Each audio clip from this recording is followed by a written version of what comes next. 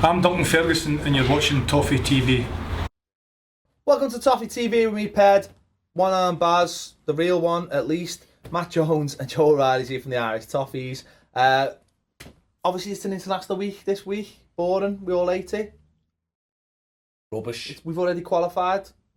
Joe? I say we. I'm bothered. I'm really looking forward to getting hammered by Germany, yeah. Out in penalties by Germany. So obviously, we're going to have a little chat about the season so far. It's been an alright season so far, Baz. Good start, decent start. Yeah. Hopefully it'll continue. Obviously, we've a couple of games that will stick in the throat that are frustrating. You know, Swansea away, for me, very, very frustrating. Liverpool at home, obviously frustrating.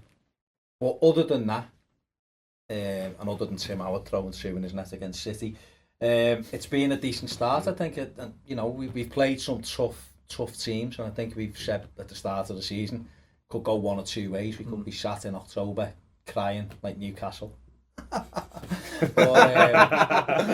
Evil laugh, just needs a cat to stroke with his one arm. Yeah, just like that. I'll still even move my fingers for Newcastle.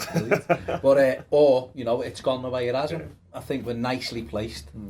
So I'm quite happy. We came into this season, Matt, and I was certainly not expecting anything this season. I honestly felt like it was going to be like a gap season for us. Like we were just going to we were going to have a very average season. And then maybe next season when the money starts flowing. Oh yes, you've been saying that for 3 years. Oh yes, money is next year. Oh, bills like that. Dance for me, Roberto. Dance for me. I wondered what he was doing. Allegedly, make it rain, Roberto. Make it rain. Look at him, like with the shocked face. I have no idea what that means. I have never ever gone into an establishment where there are pulls. I don't even know what you're talking about. No, I haven't a clue. I'm lost. Even with the Mets, must be me. I certainly was a little bit sceptical about this season, and obviously first game of the season, Watford didn't really help at all. But since that day, it's been all right. Since about an hour of that game, really, wasn't it? The last half an hour we played well, and then it's been encouraging in a few ways for me. Really, the main two things that I've looked at is that there's games this season where we've come from behind against teams, and last season that was something that we were awful at. There's only one time in the whole season against West Ham on the penultimate game when we went a goal down and came back and won the match. So the fact that we've got that kind of fortitude back and got that grit, which was lacking at times last season, I think. Possibly due to the work of the Europa League and the duress that put on the squad. So to have that kind of spirit back in the team and those fighting qualities is good. And the fact that we've played against a team, I think the West Brom game, the fact that we played against a team who were going to bunker in against us, going to make it hard, defend good solid defensive side, and we had an antidote to break them down. And there were times last season when we did struggle in that respect, and it's about taking that forward now, because I think we've all agreed that when the team comes and attacks Everton and they kind of go punch with them and it's back and forth sort of game, we're quite good. We've got the players who can exploit those spaces in matches, but it's when we play against teams who sit deep, and as long as going forward we still seem to have that kind of edge to break those sorts of teams down, and I think we're in for a good campaign. I think the frustrating thing for me is it's taken for us to go a goal behind to actually start going at teams. It was different against Chelsea. From the off, we just went at Chelsea. Bang, bang, bang. But West Brom, it was a dull game. 2-0 down, we were out, and this is the end. And then we just clicked. And we just need to do it. It's just a consistency. It's been a good season. And like I said, we'd have taken this before the start of the season. Oh, yeah. But just this, it takes us to go a goal down to get moving. Get angry. Yeah, exactly. Yeah. Get angry. Like you said earlier, that snide, that little kicking people or an elbow here. Naismith has that in his game. Like he did when he played for Scotland against Ireland. He was nasty. He was nasty. But he needs to do it all the time, and others need to do it. I think what I'm disappointed by, I think it's something we've had before. We had this under Moyes and probably in Roberto Martinez's first season. You look at the table and you think we should have got 3 points against Swansea. We should have beat Liverpool. On paper, we should have beat Watford. Maybe on the day, we probably didn't deserve the 3 points. But you think if we've got 2 more wins, the Swansea game and the Liverpool win, we'd be second now in the table. So for as good as it seems to be, it could have been a lot better. Maybe we rode our luck at Spurs. But apart from that, I think, we've been full value.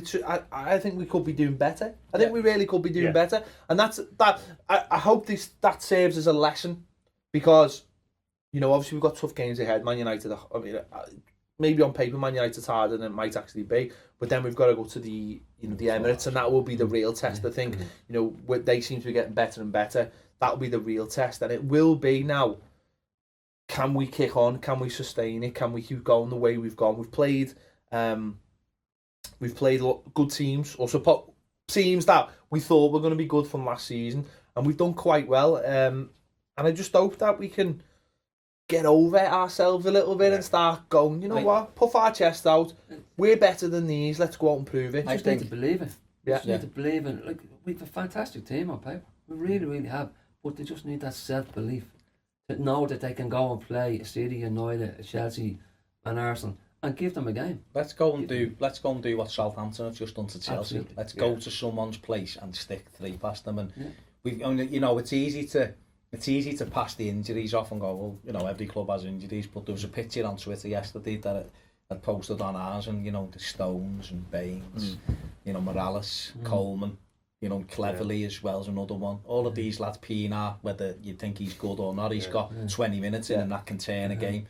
These are important players. 5, 3 of our back 4 weren't playing at the weekend. So there's definitely, a lot of optimism there. But like you've said, we should really be sitting on that league now with another 4 points. And you're thinking, hopefully we haven't blown what would have set us in really good stead for the rest of the season, but it's about building from That's the optimistic thing for me as well, because even though you say we've spared opportunities, but there is potential for this group and this team to get better, I think, and there's a lot of young players in the squad who've come in and done well. Galloway, Brown in the last few games, Ross Barkley took his game up a level, John Stones seems to have took his game up a level as well, and there's been matches where one of them has had an outstanding game. Gerard Deulofeu against West Brom, brilliant. Lukaku in that game, brilliant. He was good in the derby as well.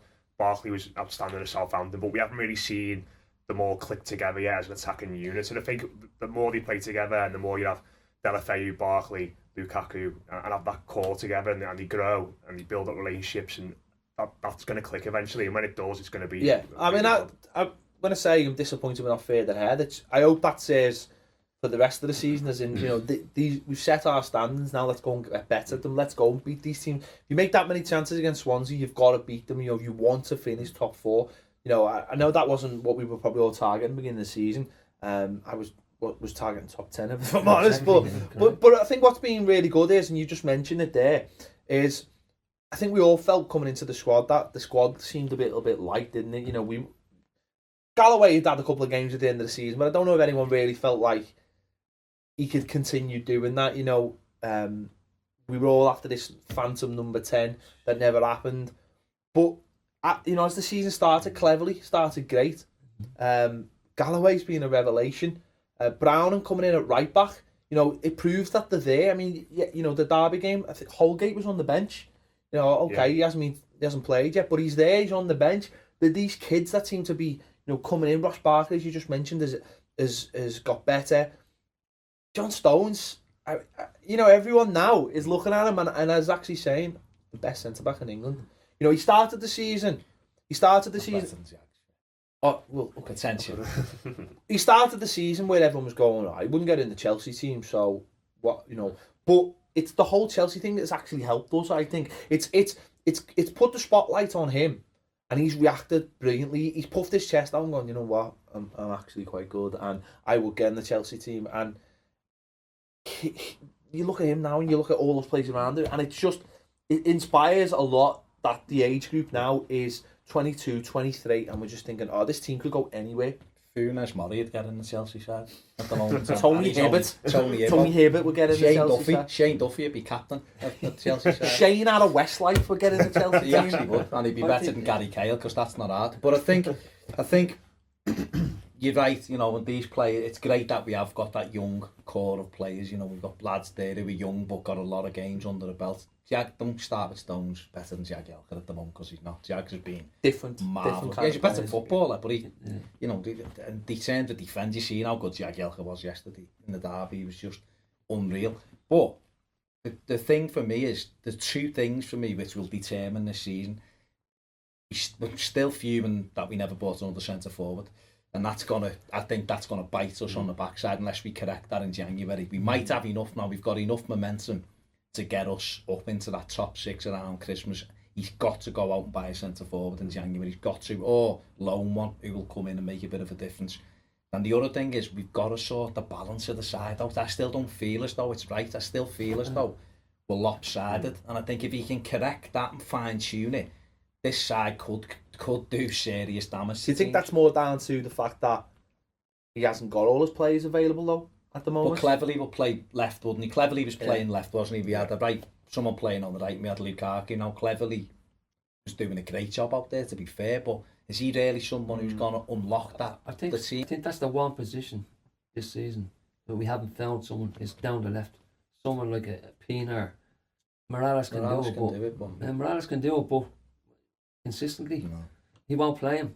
I don't know. Like there was a time there we had 3 wingers on the bench: Delafeu, Lennon, Morales. What played Kone and Naismith. What I really like though is what I like going forward now is that we're not looking at it worried about who's not available, because that's always the thing. Baines hasn't been playing and no one's battered an eyelid since Galloway came into the side. No one has been bothered, but when he comes back, that creates a brilliant dilemma. When Cleverley comes back, that creates a brilliant dilemma. And when Morales is back for the Man United game, that creates... And whereas now, in the past, we would have all been like, well, where does he fit in? Who cares? Let him sort that out and let the players sort that out. And it's time now for players like Morales to go, I've got to fight for my place. And if he's got a cob on, well, tough. Go somewhere else, because against United. Well, you know what though? That's the thing though, isn't it? Now it's like, so what if you've got a cob on? It's not like maybe last season where if you haven't played, you can go, he should be playing. Now it's like, look at the team, lad. If you want to get in this team, you fight for this team. Same with Baines. You know, Baines now, there might be an opportunity to play in centre midfield, left midfield. Who knows? There might be an opportunity for Galloway to play at centre back. It should be about the team now and not individuals, because none of those individuals has got a right to be in this Everton team. No, but the left side is a gaping hole. It's plugged, and now Morales has got a cob on. He's had 3 weeks to stew, and it's Man United at home. Yeah. I looked at that team in the derby and the lads that played there. You mentioned Delafeu made himself undroppable with his performance at West Brom. Barkley's not, in seasons gone by, he's been in and out the team, hasn't he? Took him out, but he's made himself undroppable because of how he's playing. Naismith because of his hat-trick against Chelsea. So the players that only lasts though for one game now. That's what's good. The players who are getting the chances seem to be coming in and earning it, because they know, like you mentioned, if they don't, someone else is going to be there and someone else is going to take the position. But that should only last for Naismith now. Naismith's... I'm not saying that's what I'm saying, but when they come back... I'm not saying Naismith's had bad games, but that hat-trick against Chelsea now is gone for me. You know, now, the clean, you know what I mean? He's had the time, and if another player comes in and does the job, then I'm sorry, Naismith, it's time to... This is why I'm saying Morales, because he scored last year against United. He scored the year before against United. It's a big, glamorous game for him. And, okay, people will look and go, I wouldn't play him because he was a dickhead at Swansea. He was a dickhead at Swansea, but it's about Everton. He's an Everton player, and we've got no one who can do that natural left side apart from Kevin Morales until Pienaar's back. I think he likes that balance. He likes having someone who's not a winger on the left, doesn't he? He likes having like a more of a midfield player than a wide player, and that gives you a bit of a rise. That is based, like Joe said, that's based on the Pienaar thing, isn't it? Pienaar. I've said it so many times, and I'll say it again. Pienaar for me is the best Everton player I've seen in the last 10 years. You can keep your Artetas, all right. But Pienaar for me was Pienaar to me was always better. But people just couldn't see it because Arteta's face was plastered on lunchboxes and kit launchers. Pienaar was always the better player. And when he's gone out the team, you've seen the difference. And we've never been able to replace him. We've replaced Arteta 3 times over. No one's ever been able to replace what Pienaar could do with him and Baines. So that's always going to be a problem. And even in our heads, we always instantly go, we need a Pienaar. We don't go, we need a winger, we need a Pienaar. But think about, if you're talking balance, you're right, he does prefer that, but I'm talking about us going out. We don't need to be a team now that worries about other teams. We're on it, but if you're moving forward, you've got to start making teams go, oh my God, Everton have got him and they've got him. Oh my God! God. You need to be looking and worrying about us. And I don't think Cleverly's great and he's been fantastic for us and all that. But then the problems for me is the isolation of Lukaku's got to stop. It's got to stop because this kid can get 25 goals for us this season, but keep him interested. So get players around him. Tom Cleverly's not going to play around him. He's going to play 10 yards further back, isn't he? It's that number 10 we've all been looking for. We need a number 10. I'm not convinced. Who is he? Where is he? We don't know. I don't know if we necessarily need a number 10. I think we need someone who's got the qualities of a number 10 who can play wide on the left flank, like P&R, who's someone who's tricky, good on the ball, he's interested, he can see a pass, and he floats into those spaces. Because I think Barkley now, he's kind of playing as the most advanced midfielder, but he's not playing as a 10. I think we need someone who's actually going to play in the position. Number 10, number 10 can describe a type of player, but it also is a position, and we don't seem to play a number 10 anyway. I don't think we play positions. That's what I mean. We need someone with the qualities of Yeah, that sort of that's player what who I'm plays saying. on the wing. Yeah. So I honestly think Everton at times will be better 4-4-2. I do. I think because I think Roman responds to having a partner, and I think we've got good enough qualities in the middle of the park, but we've got legs in there, and you could play. Gareth Barry's been marvellous this season, and I've said that every game he's been 8 and 9 out of 10. But I'd quite easily be happy with playing, I don't know, Bournemouth or Roma or whatever, with James McCarthy and Ross Barkley as me two. Gerard Deulofeu wide one side, Kevin Morales wide on the other, and Naismith and Lukaku up front, or Kone and Lukaku. And just saying, you know what, today we're giving you a different mix, because when we done it last year at Newcastle at home, it was like a bit of a bolt out the blue. And Robin just looked a different player. Kone got it, and I think Kone's fitter this year, stronger. That's been a plus for me this year. Kone, he's come back into form, or he stop-start when stop-start when he with the injuries. But this season he's played so well. He really has. I know he's not a lot of people's favourite player. What he's done is, Joe, I'll tell you what he's done. He's gone out there and he's done a job. And Martinez likes him, so other people now have to raise their games to replace him. You know, I think he's got fit, and I think he proved against West Brom the last half an hour of a game he can cause real damage. I don't think he's fit. He hasn't got the legs for it. He changed the game against Watford as well. So that's his position off the bench.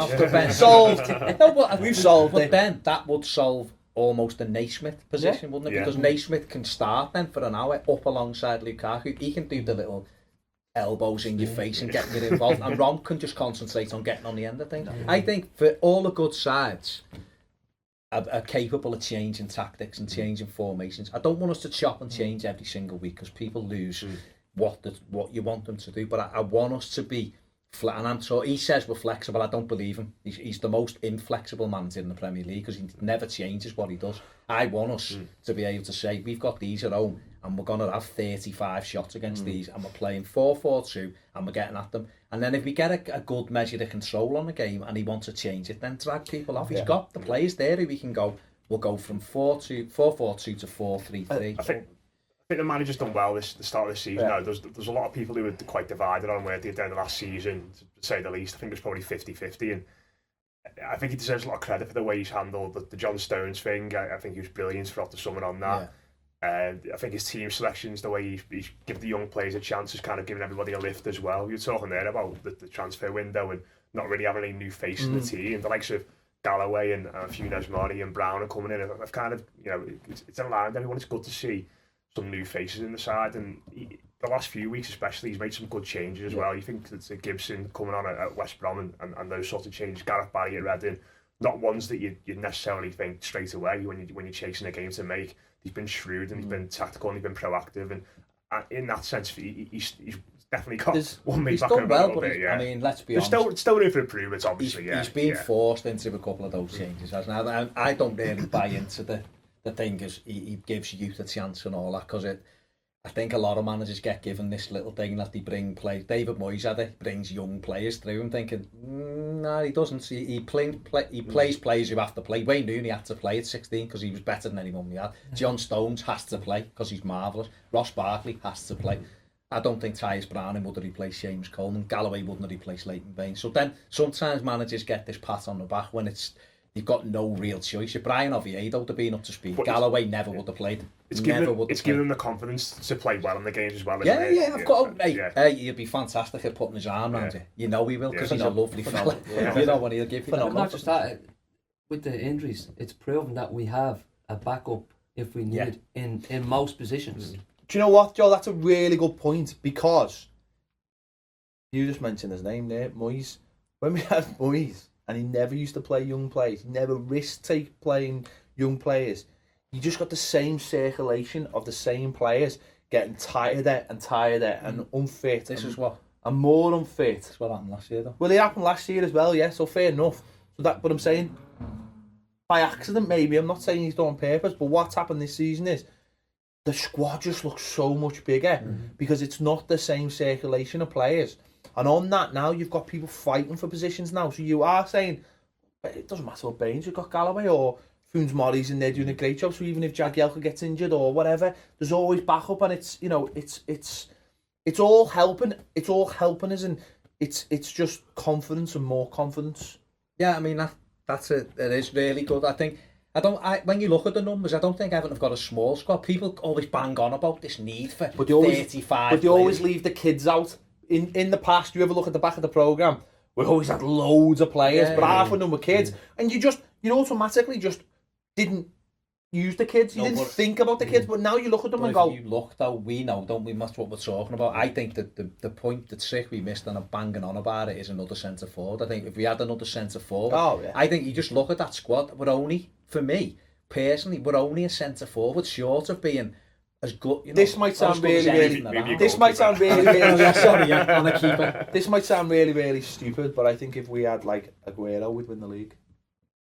I know that sounds stupid because if we had Lewandowski, we'd win the league. But that sounds stupid. But you couldn't say that about a lot of teams. You couldn't say, well, if Aguero played for Crystal Palace, they'd win the league. What I would say, but I think we would. What I would say is, if we had Aguero, we'd be in the top four. Yeah, almost nailed on. And of course, I think that when I'd done another video before, and one of the fellas on it said we thought Everton would get relegated at the start of the season, and you're like, what? Do you not know about football? Because most teams that have. He was a Man United fan though. Well, yeah, and he was a Cockney. Exactly. But I mean, you go through that side. Coleman would get into most sides. So would Baines. Well, so would Stones. I did the video last. I did the video last week. So biased, wasn't it? I did the video last week where the combined Everton Liverpool team. And I'll be honest, I know loads of people give me loads of grief, loads of Liverpool fans, but I actually shoehorned a couple of Liverpool players in, not out. Do you know what I mean? People thought I was being bad. I actually had to.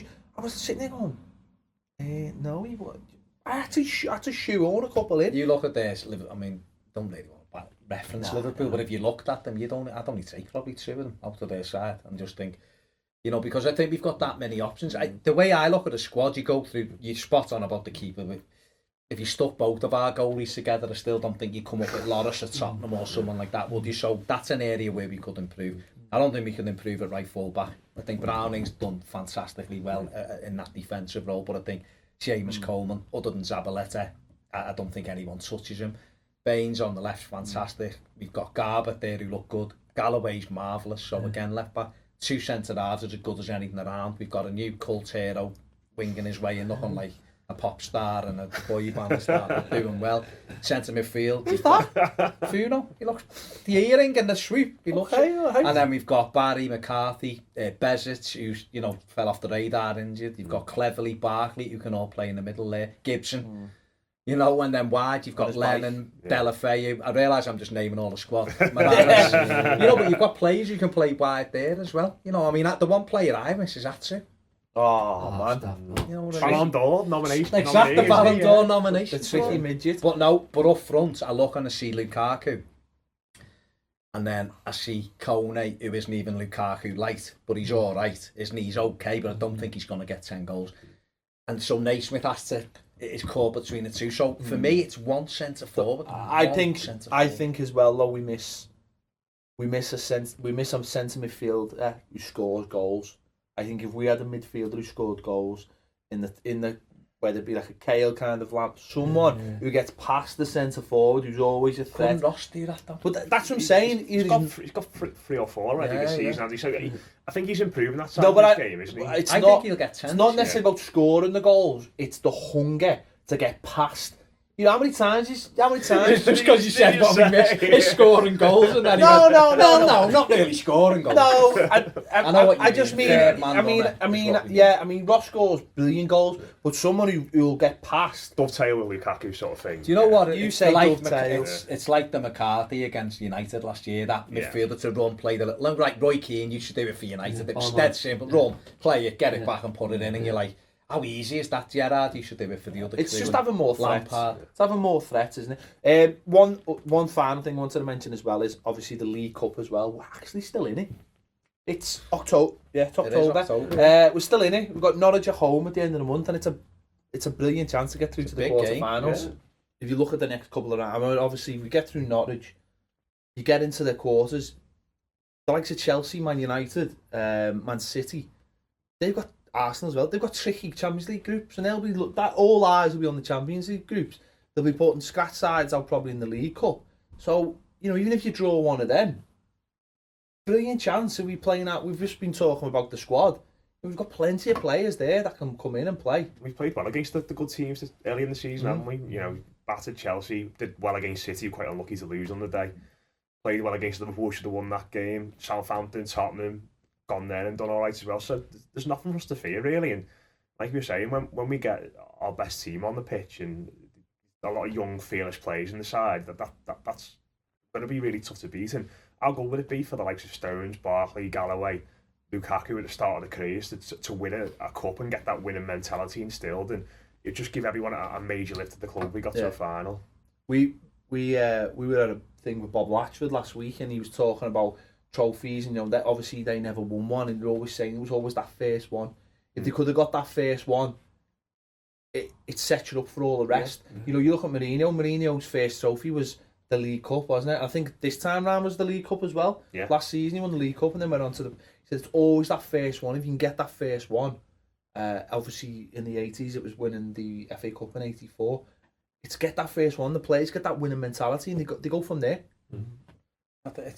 I still would prefer to play someone like Grimsby at home. Because we've had. I think they might be out though. Well, yeah, but we've had those games. I don't even think they're in the trophy. They're not even in the league. They're not in the league. But we've had them games before, haven't we? We've played, Chelsea in the semi-final, and people were saying they won't be bothered. They knocked us out, and we've had Arsenal. They played the kids and still beat us at Goodison and things like that. Albeit we've got a much better side this time. But I just think a couple of kind draws. And the other teams get each other, but the way it is, we're still going to end up with probably, even if we get through, we're probably still going to end up with, some big sides and at that semi-final stage. And in the past, it's been like Bradford and Hull and teams like that, But you'd like to think that that big side, whether it be a United or Chelsea, will not take it serious, and then It's January though, isn't it? It's in the gap. They'll still be looking at Champions League, and I thought they're not going to play their first team. But if we take it seriously, go with them, play our best side, and just get through. Let's get past Norwich first anyway. That's the biggest thing. Norwich will be tricky at home. We could take this cup this year. We really, really could. Definitely. I think if we, hopefully for that game, what is it? I think it's £15 a ticket. So we want to obviously try and sell out that game as well. I'm not sure Norwich will bring that many up on a Tuesday night or whatever it is, or Wednesday night. No, it's the Tuesday. Is it Tuesday? Liverpool are on that. Oh yeah. Sorry, yeah. So big game. So we try and fill the ground for that game as well, and hopefully Roberto Martinez. I know it's the Tuesday after the Arsenal game, is it? So I think we play Sunderland on the Sunday, so there's plenty of time. And we'll just beat Arsenal 3-0 or something. Yeah, of course we will. So I think we've got to take that really, really serious. It's a way into Europe as well, but most importantly, I think for us, it's a trophy, isn't it? It's a cup. 1 year. Right. Tell us what you think in the comments. Tell us how you feel the season's gone so far. What can we do for the rest of the season? Tell us in the comments below. Also on Twitter is @ToffeeTV1. Don't forget to subscribe. Get us over the 6,000. Big thanks to Matt. Big thanks to Joe from the Irish Toffees. Big thanks to our mugs, Joe. They're amazing. You've been watching Toffee TV. We'll see you again.